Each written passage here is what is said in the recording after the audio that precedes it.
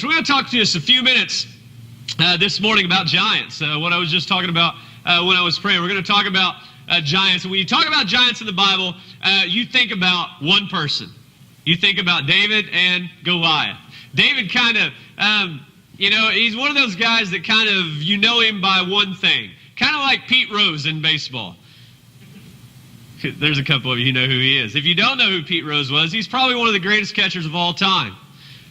And you don't know him because he's a catcher probably. You know him because he bet on baseball and he got kicked out. He's a Hall of Fame level player that doesn't get to go in the Hall of Fame because of a mistake that he made, something that he did, and he was banned from baseball, anything to do with it. And he's known, you talk to people about Pete Rose, and even those that don't know how great of a player he is, a lot of times they know the one story about him. He bet on baseball. He was known for one thing. Well, David kind of is that way in the Bible. David did a lot of stuff, but the one thing that he's known for is facing this giant. And now it was a great thing. It was a great victory for the Israelite army. It was something wonderful that happened, but a little more happened to David than just fighting that giant. And we're going to talk a little bit. We're going to focus in on the story of the giants, but what a lot of us don't know is that that wasn't the only giant that David faced in his life. I want to read to you for just a minute, and I want to tell you parts of that story about David and Goliath. If you don't know, David was a shepherd boy. David was the son of Jesse, and he worked in the fields, and he was tending his father's sheep. That was his job. And so he would stay with the sheep when they were out grazing, and he would camp there at night, and he would play his harp, and he would watch the sheep and be sure that none of them wandered off, and be sure that nothing came in and took them out. And to today's standards, it sounds like kind of a boring job and something that's easy. You just sit around and watch sheep all day. It's like a trip to the zoo or something. You just sit there and you watch the sheep and you sleep at night and then you wake up and you watch sheep again. But it was a little more entailed than that. He had to know where the best grazing spots were, and he had to get all those sheep and take them there to those grazing spots. He had to know where the water was so he could get them all there so that they would drink and they would survive. Sheep are not the smartest animals in the world, and so it was tough sometimes to get them there. And above all of that, sheep are not the strongest animals in the world, and so they were kind of easy prey for bear and for lion, and those things would try to come and take those sheep. And David was their protector. David was the one that had to fight off those animals that would come in.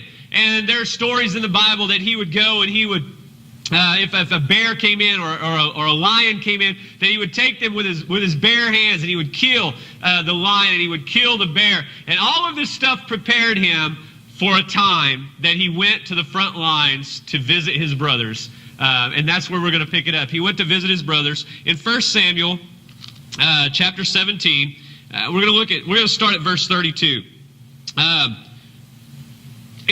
When he gets there, he gets to the front lines, and the Philistine army is here, and the Israelite army is here. And the Philistine army is taunting the Israelite army because they have a guy named Goliath who is huge. And you've heard it said, hey, he was 7-something feet tall, and you go into all those details of how big. But needless to say, he was just a big dude. He was classified as a giant. I'm an average-sized guy. I am by no means a giant. David was smaller than me, and Goliath was bigger than me. That's really all you need to know. He was a big dude. And he would come out, he was so big that he would come out in front of the Israelite army, and he would challenge them every day for somebody to just come out and fight him. And the Israelites would shake in their boots and they wouldn't go. And David showed up and he saw this take place. And he was angered. He said, who is this Philistine that you guys are letting trash our God? Who is this that you're letting come against us and nobody's going out to fight? They all thought he was crazy. He was a little shepherd boy. He didn't know any better. So he went to Saul, the king, and he said, I want to go and I want to fight. I will be the one that fights Goliath. And Saul laughed at him. But finally, David was able to convince him, and Saul finally agreed, and he said, no, okay, if you're going to go out there, you can't just go out there like you are. You're in shepherd clothes, whatever those look like, and you need armor, and you need all of this stuff. And so Saul began to put his armor on David, and his helmet, and his chain metal, and his suit of armor, and all of this stuff. And it was so heavy, David couldn't even stand up in it. And so David took it off. And we're going to pick up in verse 32, 1 Samuel 17, verse 32. And David took all of that stuff off. And he said, don't worry about a thing, David told Saul. I'll go fight this Philistine. He said, don't be ridiculous. There's no way you can go against this Philistine. You're only a boy. And he's been in the army since he was a boy. And he goes through and does what I just told you. And Saul finally considered, all right, go ahead, and may the Lord be with you. And then Saul gave David his own armor, and he put it on. And he said, I can't go in these. And verse 40, it says, he picked up 5 smooth stones from a stream and put them in his shepherd bag. Then, armed only with his shepherd's staff and sling, he started across to fight Goliath. David, this shepherd boy, picks up 5 stones out of a stream and has a slingshot, and he's going to fight a giant who has a spear and a sword and a shield and armor. It doesn't look like anything good is going to come from this. You go on to read verse 41, and it says, Goliath walked out toward David with his shield bearer ahead of him, and he sneered in contempt at this ruddy-faced boy, and he said, am I a dog that you come with me with a stick? And he cursed David by the names of his gods. Come over here, and I'll give your flesh to the birds and wild animals, Goliath yelled. And David shouted in reply, you come to me with a sword, spear, and javelin, but I come to you in the name of the Lord Almighty, the God of the armies of Israel, whom you have defiled. Today the Lord will conquer you, and I will kill you and cut off your head. David was not kidding. And then I will give the dead bodies of your men to the birds and the wild animals, and the whole world will know that there is a God in Israel. Notice what David said there. He said the whole world will know that there is a God in Israel. David did not say the whole world will know how bad that I am. David did not say the whole world will know what a great warrior I am, or how brave I am, or how I have stepped out and defeated you. He didn't say any of that. He said the whole world will know there is a God in Israel. Why? Why would David say something like that? It's pretty simple. David knew that he couldn't beat Goliath. David knew that in himself, with those 5 stones and that sling, he had no ability to beat Goliath. But he knew a God who was able. And so it says as Goliath, in verse 48, it says as Goliath moved closer to attack, David quickly ran out to meet him. He didn't stand back in a defensive position and wait and see what was going to happen. The Bible says that he ran out to meet Goliath on the battlefield. It says, reaching into his shepherd's bag and taking out a stone, he hurled it from the sling and hit the Philistine in his forehead, and the stone sank in. And Goliath stumbled and fell face downward to the ground. The rest gets a little gory. But David did what he said he was going to do. And he defeated Goliath, to everyone's surprise. That's where the story usually ends. We talk about how that this giant can come up and can come against us, and we get this large thing in our lives, and if we'll just believe in God, it's all going to be okay, and we'll go out and we'll meet the giant face on, and everything will come out our way, and it will all be over. And we end the story there. But what I want to talk about this morning is what happened several years after that. David had ups and downs in his life after that. After that, he would rise up and be in high ranks in Saul's army, and Saul would get jealous of him and try to kill him, and David would flee, and David was already anointed as king, and he was just waiting for Saul to die, and eventually Saul did die, and David became king. And there were ups and downs during his kingship. There was this little story about him and Bathsheba that didn't really go all that well. And some things happened in David's life. He kind of rode a roller coaster. And if you follow that roller coaster all the way back to 2 Samuel, you find out in 2 Samuel 21, verses 15 through 22, you find again that the Israelites are facing the Philistines, and their giants. It says, once again the Philistines were at war with Israel. And when David and his men were in the thick of battle, David became weak and exhausted, and Ishbi-benob was a descendant of the giants. His bronze spearhead weighed more than 7 pounds, and he was armed with a new sword. And he had cornered David and was about to kill him. David, who had been labeled the giant slayer, was about to be slayed by another giant. David, who had defeated the giant, had done everything that he said he was going to do, who had trusted in God fully, was about to go into battle, or was about to be defeated by another giant. Now, I don't know about you, but if I were looking back at my life, I would think, now one giant is enough for me. I don't go out looking for giants to face. I don't go out looking for midgets to face. I don't want to fight. Got no desire to do it. I got other things in life to do. I don't want to fight giants. And David wasn't necessarily looking for giants either, but it seemed like these giants kept finding him. And that kind of rings true in our lives. A lot of times we don't go out looking for giants, but it seems like giants keep finding us. And they may not be literal giants that are tall human beings coming to kill us, but we have giant problems and giant situations that come up in our lives. And even after we defeat them sometimes, even after we find victory over them, it seems like it's not too long down the road that we face another giant. That something else happens that seems too gigantic for us to face. And we find ourselves a lot of times in the same position that David just found himself in. He was winded and he was tired and he was about to be slayed by the giant because he couldn't go on anymore. Have you ever been that way? Have you ever just been tired? Have you ever just been tired? I know you've been physically tired. I'm physically tired right now.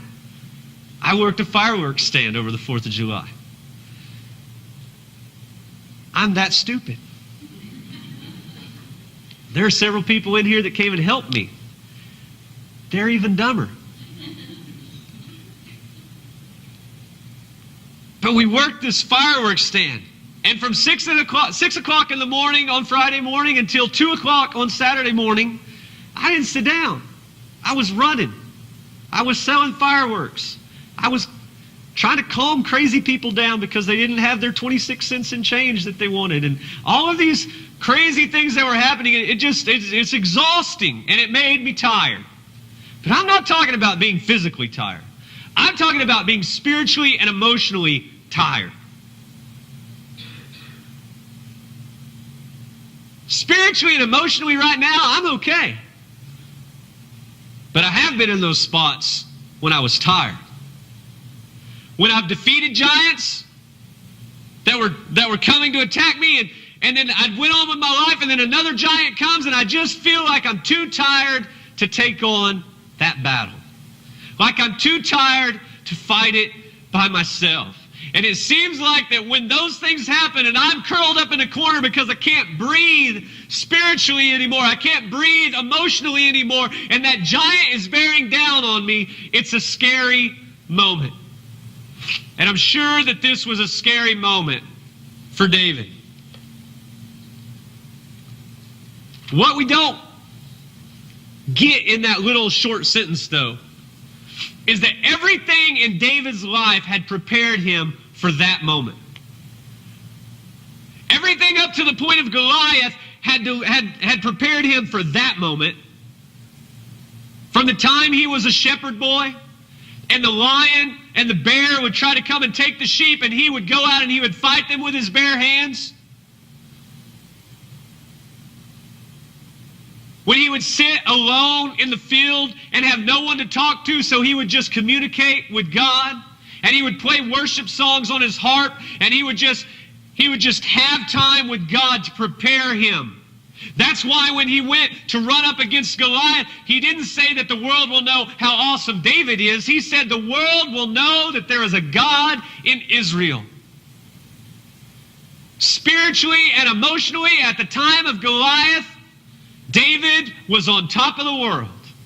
He was ready to fight whatever came against him.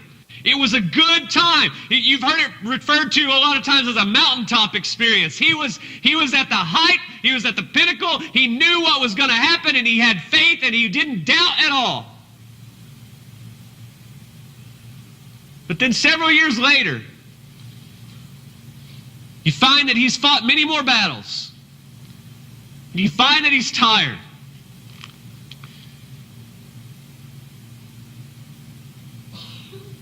You find that he is slumped down in a corner, not able to go on. And he was about to be killed. Some of you are in this place today, and that's where you sit. You feel like you're cornered. You feel like you're tired and you can't fight anymore. Like you're not going to be able to defeat this next giant. But what you need to remember is that everything that's happened in your life up to this point has prepared you for this time that you're slumped down in the corner. It happened with David up to Goliath, and then it happened to David after Goliath. I find something funny about verse 40 back in 1 Samuel. 1 Samuel 17, verse 40, it says that David picked up 5 smooth stones from a stream, and he put them in his shepherd's bag.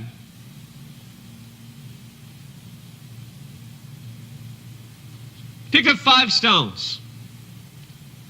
This is David. The guy who's willing to go face a giant with a slingshot. He's willing to go in when he's outgunned, when he's outsized, and he's ready to fight. Not only is he ready to fight, he knows beyond a shadow of a doubt that he's going to be victorious, that he's going to win. You would think that a man with that much faith, or that a boy with that much faith, would reach down and pick up 1 rock. But he doesn't. He picks up 5 rocks. And he uses 1 of them. And there's 4 more stones in his shepherd's bag. Skip back to 2 Samuel. I know I'm jumping around a lot, but you'll see why in a minute. It says that he'd cornered David and was about to kill him. And then verse 17 says, but Abishai, the son of Zeruiah, came to his rescue and killed the Philistine. There was somebody there that helped David, that killed the giant. And after that, David's men declared, you're not going out into battle again. Why should we risk snuffing out the light of Israel? Somebody came in and rescued David, and they took him out of the battle. And they said, look, we're going to fight this battle for you. David's men said, look, we know that you're tired. We know that you're weak, and we can't chance losing you. And so we're going to take the reins here. We're going to fight this battle for you. And it goes on and it says, after this, there was another battle against the Philistines at Gob. And as they fought, Sibbecai from Husha, I'm going to just make these up as I go, killed Saph, another descendant of the giants. In still another battle at Gob, Elhanan, son of Jair, from Bethlehem, killed the brother of Goliath of Gath, and the handle of his spear was as thick as a weaver's beam. I've never used a weaver's beam, but I'm just guessing that's big. In another battle with the Philistines at Gath, a huge man with, it's like a freak show, 6 fingers on each hand and 6 toes on each foot, a descendant of the giants, defied and taunted Israel. But he was killed by Jonathan, the son of David's brother, Shemiah. These 4 Philistines were descended from the giants of Gath, but they were killed by David and his warriors. All of those funny names, all of that funny stuff that it said there, but the last sentence means something. These 4 Philistines were descended from giants of Gath. There were 4 more giants. Pausing for effect, not because I don't know what to say. There were 4 more giants. Remember when David was a boy and he was facing the one giant? And he reached down in the stream and he picked up 5 stones and he put them in his shepherd's bag. And he took out 1 stone and he killed the one giant, leaving him 4 stones.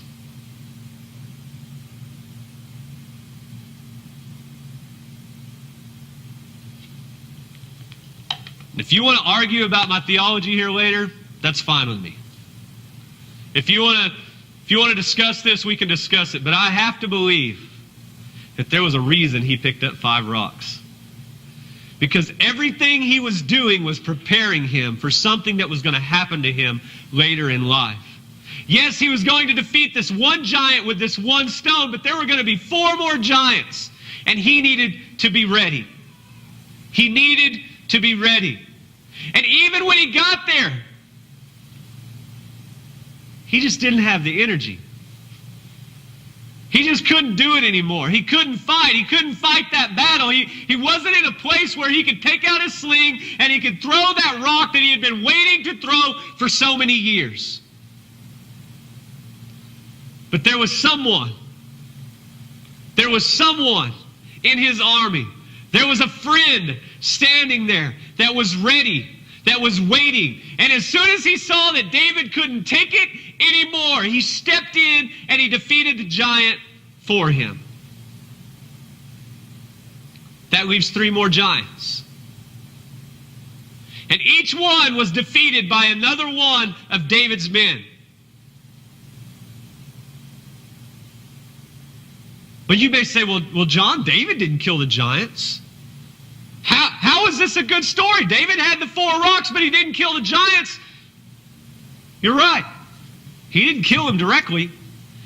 He wasn't able to beat those giants directly. He didn't do it physically himself, but he had poured into those men for years.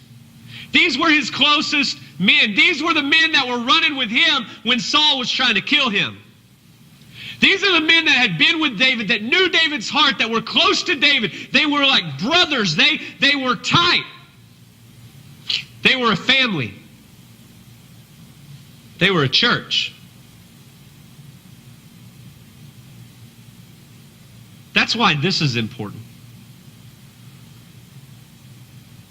Because God has prepared you for everything, every giant that you're going to face in your life. And this church is just like a shepherd's bag. And in this church are those 4 rocks that you're going to need to face those other giants. If you find yourself in a place where you're too weak to go on and you find yourself in a corner and you're fixing to be defeated, you have somebody that you can count on. That's what we do for each other. That's how we help each other out. When you're unable to fight, I'm going to fight for you. Just like David had somebody there waiting to make sure that he wasn't able to fight the battle himself, and at the last minute stepped in and took out the giant. Welcome to your group of giant slayers. Every one of us. Every one of you. God has put in you the ability to not only slay your own giants in your own life, but in the times when somebody else is hurting, at the time when somebody else just can't fight anymore. That's what this church is supposed to do. We are that army. We are those mighty men of David. That is us. We're supposed to take up the battle for each other. Just like this guy did for David. Everything David did prepared him for that moment. And sometimes it's not the obvious things. Sure, he had trained them for battle. He taught all of them how to fight. David was a great warrior. But you don't fight for somebody, you don't risk your life for somebody just because you're a great warrior. Think about it. You don't risk your life in battle for somebody just because you're good at it. There's a bond that takes place. There is something that happens inside of men and women when they're in those type of scenarios, when they're in those battlefield type scenarios. There is something that happens that draws them together because they have to be willing to die for each other. For them to be able to go out and win a battle, they have to be able to die for each other. That's where we see David. And that's where we need to be as a church. And I'm not talking physical death. I'm not talking physical altercations. I mean spiritually. Donna, when you can't pray anymore because you're just spent, too many giants have come against you, I want to be the one that steps in and say, I'll kill this giant for you. Randy, when things are too rough and you can't go on anymore, I want to be the one that steps in and swings my sword and says, this giant is not going to defeat you. But it's not just me. It's you. Amanda, when Jennifer can't go on anymore, you step in for her. You step in for her and you take on that battle because that's what we do. We are the body of Christ. Everything that you have done up until this point has prepared you to face the giants that are in your life. Not just the things that you've done, but the connections that you have made. The people that you have surrounded yourself with. This church body that loves you. You are in a position now to not have to worry about whether the giants are going to be slain. I want to read this verse to you one more time.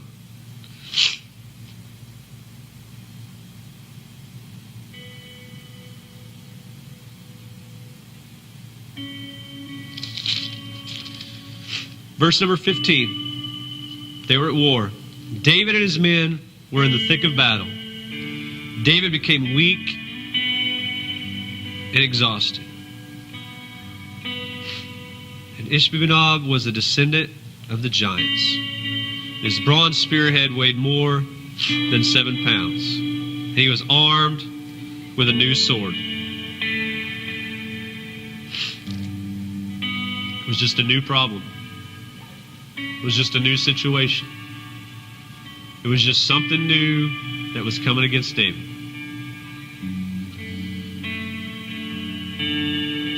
And he had cornered David and was about to kill him. But Abishai, son of Zeruiah, came to his rescue and killed the Philistine.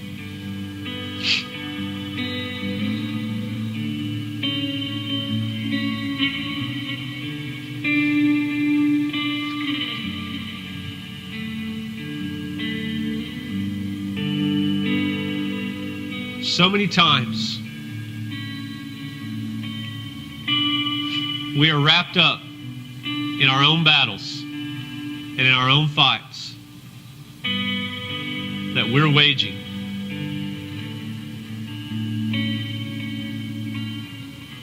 That we don't notice the ones of us that are exhausted and are curled up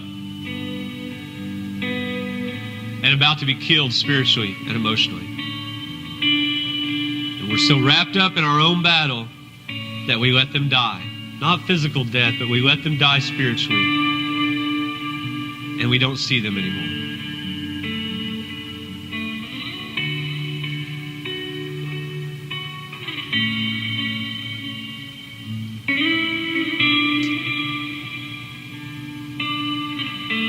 That is so...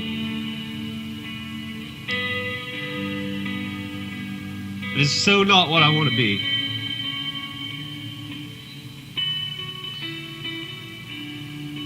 And I know that's not what you want to be either. So what's the takeaway out of all of this? You've told us a bunch of stories and you've jumped around from verse to verse and you've talked about David and a bunch of funny named men. What do we take away out of all of that?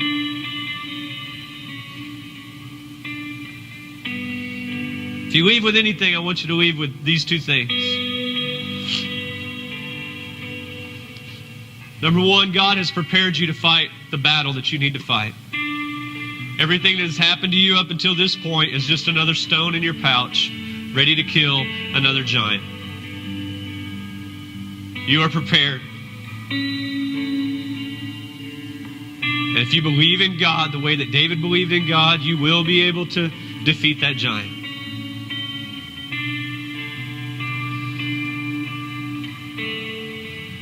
But if not, God has provided a way for one of us to step in and fight that battle for you.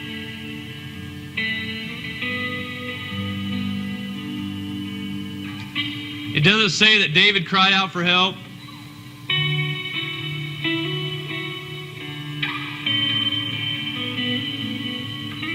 I wouldn't think that would be something David would do. He was a proud man. He was a mighty warrior.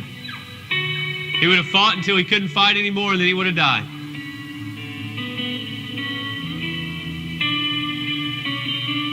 But this man was there and noticed that this giant was fixing to kill David. And I think that's where we fail. I think we fail to notice a lot of times.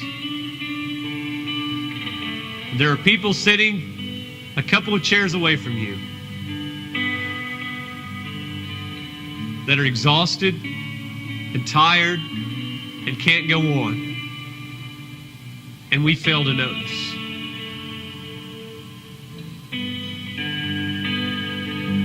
This guy had other Philistines to fight.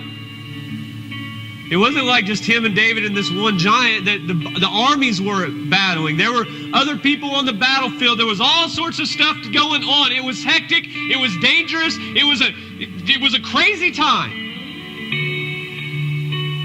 But this guy took notice of David.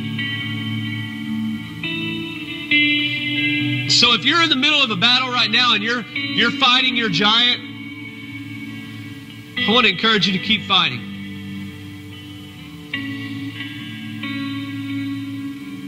But don't focus so much on your giant that you don't see the person next to you that's about to be killed by his.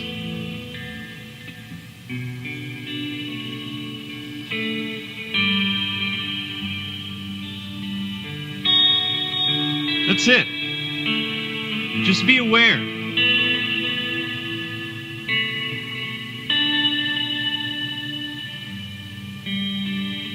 You're probably going to have to look up out of Facebook every once in a while.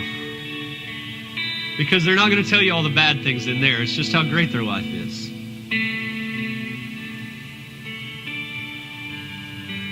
I'm telling you, folks, people are struggling. And it's our job as a church family to be there. I can't do it. I can't do it by myself. The people on the staff, we can't watch every person. Believe it or not, our lives aren't perfect either, and we're fighting our own battles too. And if it's up to me to watch 300 people, I'm going to miss people. Daniel's going to miss people, and Chad's going to miss people. It's going to happen. But if we're all looking out for each other, see, that's what the vision of this was for. To build a family to watch out for each other. So can you do that? Don't quit fighting your battles. But just be sure you're looking out for those around you, that they're not being crushed by their giant.